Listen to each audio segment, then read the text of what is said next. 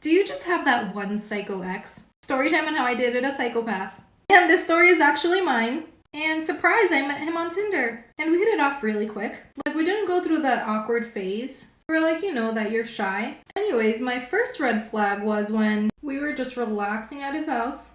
And my phone rings and it's my cousin. My boy cousin. Well, he got mad at me. He was going on how I was cheating on him. Well, whatever. That day I had to go to work, where I was gonna work an overnight.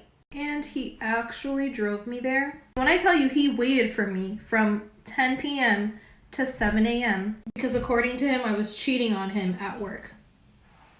Long story short, after that day, he would wait for me outside of my job and called me a whore every chance he got. Well, one day I was doing another overnight, but this time I didn't tell him about it. Well, guess who showed up out of nowhere? This is where it gets crazy, so just go to part 2. Part 2 about my psychopath boyfriend.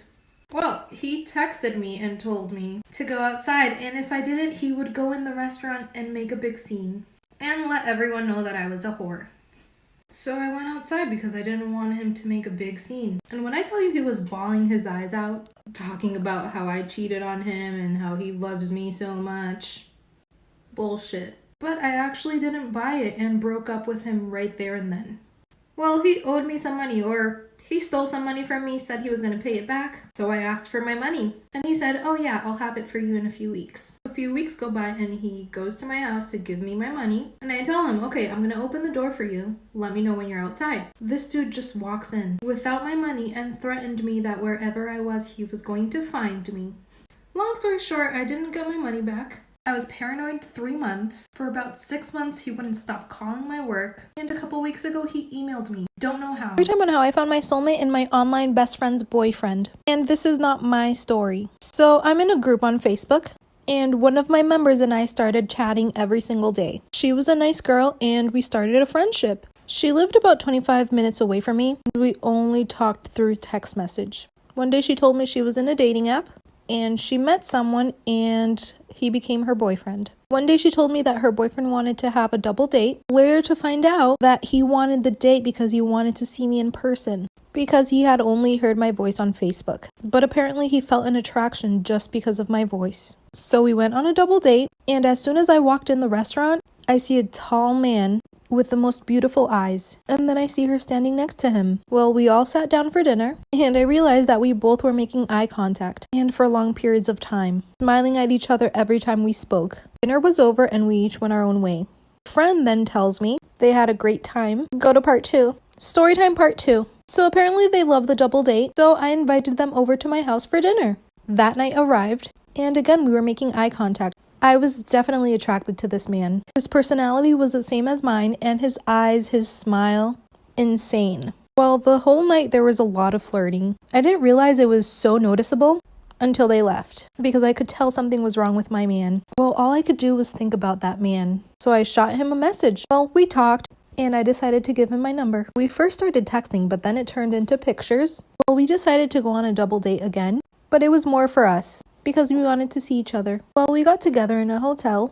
Nothing really happened, just talked. But long story short, we decided to move in together. My husband and I got into a really big fight, and he moved out. My soulmate moved in the next day, and my friend found out that we were together. I told her that I hoped one day she would forgive me. And she told me that my karma was gonna come. I told her that if my karma was being happy, then let it be. Okay, here's the story time on how I got married with a racist.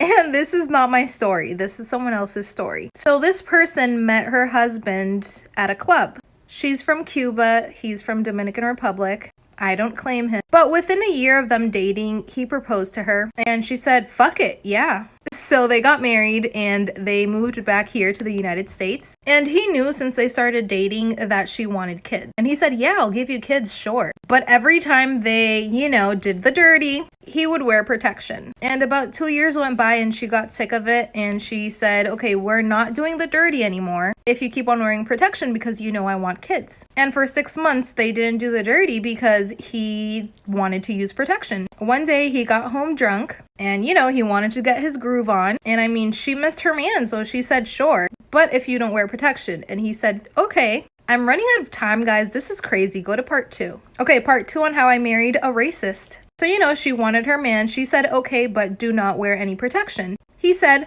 fine. They did the dirty, blah, blah, blah, everything happened. And he knocked out, right after, went to bed. She was curious enough and she was like, okay, let me go check his phone. So she checked his phone and there was no messages with any other woman, but there was a message with his grandmother and his friend. The messages with his friend said that he wasn't going to have any kids with a monkey. He didn't want any black children. His grandmother didn't know that he was married to a black girl. And apparently the grandmother saw a picture on Facebook of them and asked him who she was. And he told his grandmother that it was his maid.